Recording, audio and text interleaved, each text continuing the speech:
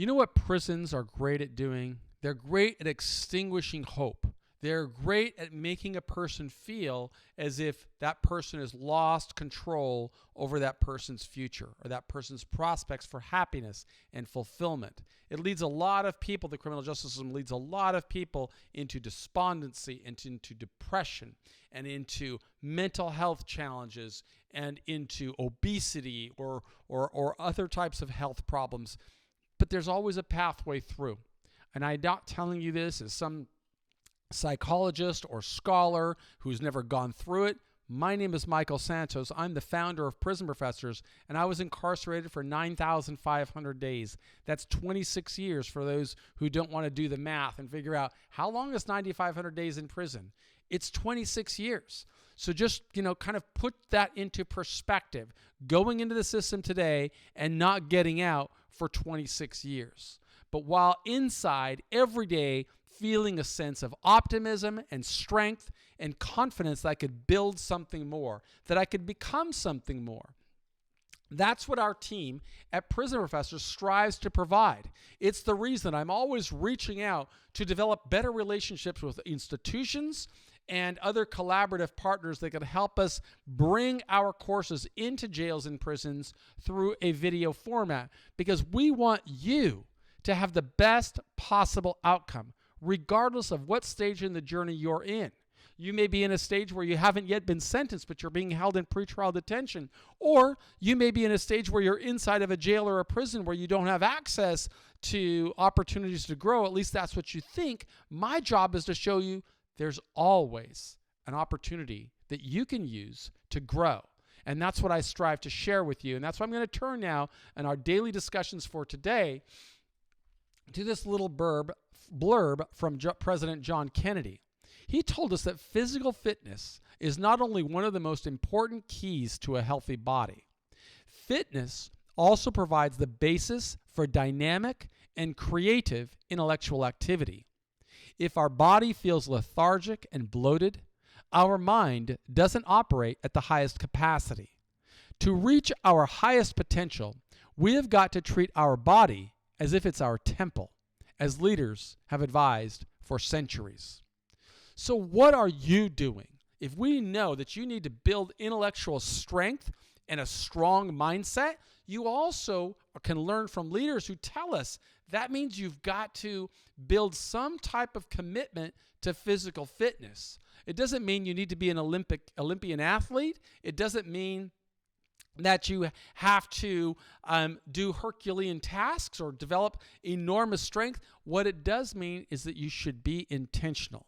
You should think about, how am I investing time to grow stronger physically? How can my physical strength lead to a stronger mind, to a stronger spirit, to help me grow confidence? When you invest in yourself and building your best possible self, you start thinking more clearly. And that's not something, again, I am spouting from a book or reading. It's something that I lived, and it's something that I am still living today. And now I'm going to turn to today's lesson. We will then follow up with some discussion topics on the other side of the lesson. So with decades to serve, I adjusted my fitness strategies depending on my environment and the stage of my sentence. As time passed and situations changed, I changed my fitness routine. When in the county jail, for example, I couldn't access a recreation yard. During those 11 months, I lived in a pod, locked in a cell or a day room. Those circumstances didn't prevent me from working out alone, doing push-ups, squats, knee bends, and running in place. I learned to live in jail and grow despite the restrictions imposed by the institution that held me. After the U.S. Marshals transferred me from the jail to federal prison, I saw the exercise yard. The yard liberated me with free weights and bars. A running track circulated fields for softball games, tennis, and basketball courts. The prison provided everything a person needed to get into phenomenal shape. Yet resources alone do not lead a person into better physical shape. Each person must work to improve health. Some people train as if they're Olympian athletes. Other people didn't train at all. They got fat and lazy. I had turned 24 by the time I got to the penitentiary. Staying fit would become an essential part of my exercise routine. Exercise would strengthen me for the long climb through the 9,500 days that I had to serve. For the first several years, I trained with weights. Like others in prison, I pushed myself with heavy weights, measuring progress on the bench press and squat. By the time I turned 30, I wanted to change the routine. Anticipating that prisons would hold me until I was 49, I switched from weight training to running as my primary exercise. For strength, I did push-ups and some bar work. When I crossed into my 40s, I increased my running distances. When I passed into my mid to late 40s, I began running marathon distances. I didn't run fast, I ran long. As with other areas of my life, I defined success at the start of the year, declaring how many miles I would run and how many push-ups I would do. I kept an ongoing journal, just as I encouraged Prison Professors program participants to journal their way to success. That disciplined effort kept me on pace to improve. Running marathons helped me to build the endurance it would take to persevere as I climbed through the final years of my sentence. When I walked out of prison in 2013, fitness remained a part of my life. I couldn't devote the same time as when I served the sentence, but I would step on the scale daily. Every day, I would hold myself accountable and live by my goals. A commitment to physical fitness helped me through 26 years in prison, and that disciplined strategy continues to help me today. And so here are the questions for you on your self-directed learning path. What does a commitment to physical fitness mean to you? In what ways does your commitment to fitness contribute to your mindset? How can you measure your level of commitment to fitness? How has your commitment to fitness changed from 3 years ago? And how would you anticipate your schedule to change 3 years after your release? Word of the day, lethargic. Use lethargic in a sentence and define lethargic. These self-directed exercises you can use over and over again. Think about everything you can do to position yourself for something better, for a better life. But also understand that as you advance through the journey, it's going to change.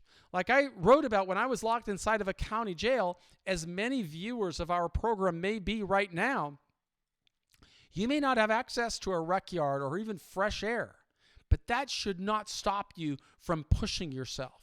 Nothing can stop you from standing up and doing 100 squats right now, or making a commitment to doing 100 or 500 or 1,000 push-ups. But what I don't want you to do is give yourself some type of trophy for mediocrity. If you are not giving your best, if you are not striving to become the best in the world at what you can do, of reaching your highest potential, don't give yourself congratulations because you haven't done anything. You got to make things happen, because when you start making things happen, you restore confidence, and you know that you are becoming more successful because of the decisions that you made. You know that if you strengthen your mind, you are going to push out that tendency of the prison to make you more despondent, or to make you feel, sad, or in some cases even, some people have this mindset of just they don't even want to live anymore. But you've always got something to live toward.